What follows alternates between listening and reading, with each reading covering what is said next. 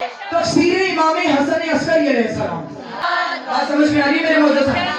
اور دوسرا نیٹ پہ بھی کتاب موجود ہے آثار حیدریہ، اس میں یہ درج ہے رسول صحابہ کے ساتھ مسجد میں تشریف فرما تھے، یا ایک لاشاں کچھ مزدور اٹھا کر لے کر جا رہے تھے، صاحب کتاب نے جنازہ لکھا کہ جنازہ یا لاشاں اٹھا کر لے کر جا رہے تھے، جیسے ہی رسول کی نظر اس جنازے پہ پڑی، رسول تعظیماً اٹھ کر کھڑے ہوئے، صحابہ دیکھ رہے تھے، رسول نے کہا یہ لاشاں میرے حوالے کرو، کہا کیوں؟ کہا مجھے اللہ نے حکم دیا ہے اپنا مقام دیکھو، میں تمہیں تمہارا مقام بتانے لگا ہوں، کہا مجھے اللہ نے حکم دیا ہے کہ میں اس کی نماز جنازہ بھی پڑھاؤں اور اس کو غسل و کفن بھی دوں، میں اس کی نماز جنازہ بھی پڑھاؤں اور اس کو غسل و کفن بھی دوں۔ اب پیاری پیاری صحابہ بھی ساتھ بیٹھے تھے، میری نسل قربان، رسول کے جانثار صحابہ پر اگر صحابہ کا ٹولہ نہ ہوتا تو ہمیں کون بتاتا علی صحابی نہیں علی مولا۔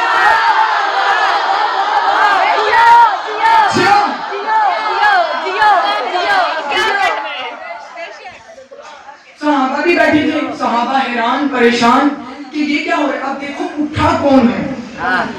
جو وما ینطق عن الہویٰ کا مصداق ہے، اس کے بارے میں اللہ خود کہتا ہے کہ یہ کچھ نہیں کرتا، یہ جو کرتا ہے وہ یہ نہیں کرتا، میں کرتا ہوں۔ کتنا بڑا جملہ ہے قرآن میں۔ اب میں اس کے اسرار میں جاؤں تو بات کہاں کی کہاں چلی جائے۔ یہ جو کرتا ہے وہ یہ نہیں کرتا، میں کرتا ہوں۔ اب مجھے بتاؤ حسنین کی سواری سنتا ہے؟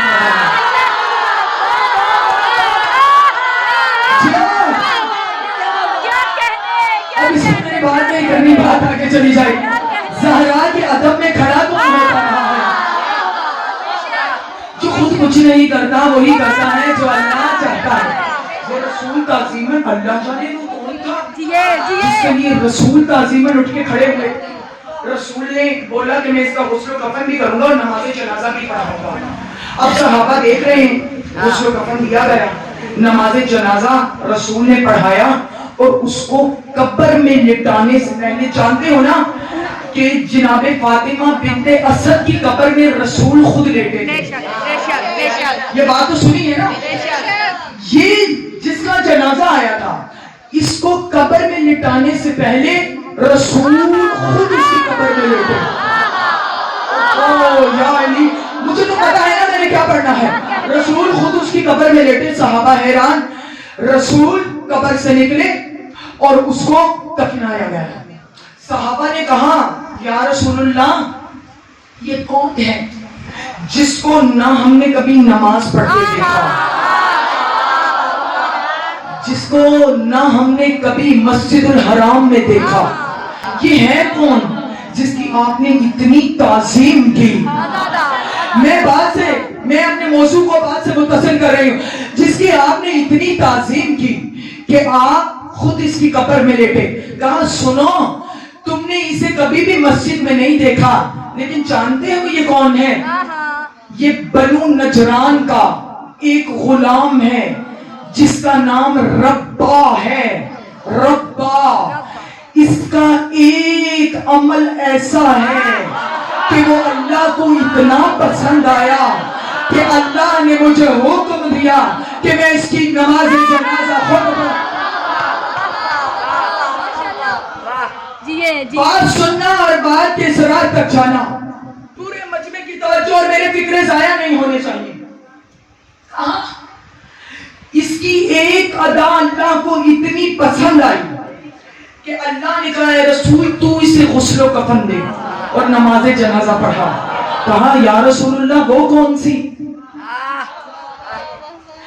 کہا یہ بنو نجران کا غلام ہے، جب یہ اپنے کاموں سے فارغ ہو جاتا تھا نوکری سے تو اسے مالکوں نے ایک کمرہ دے رکھا، سلامت رہو آباد و شاد رہو، جس کے اندر ایک کھڑکی تھی وہ کھڑکی بازار کے اندر کھلتی تھی.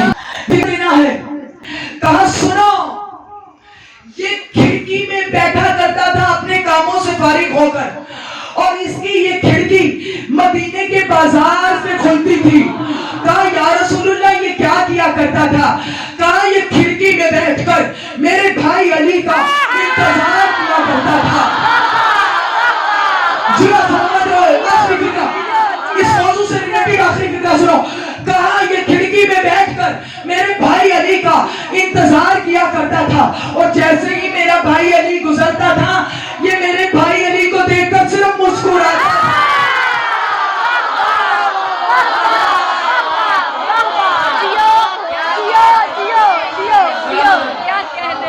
اللہ کو یہ اس کی ادا اتنی پسند آئی کہ اللہ نے رسول سے کہہ دیا یعنی علی کا چہرہ دیکھ کر مسکرانے والے کی عظمت کیا ہے. تم تو علی کا ذکر سن کر مسکرا رہے ہو, تمہارا مقام کیا ہوگا؟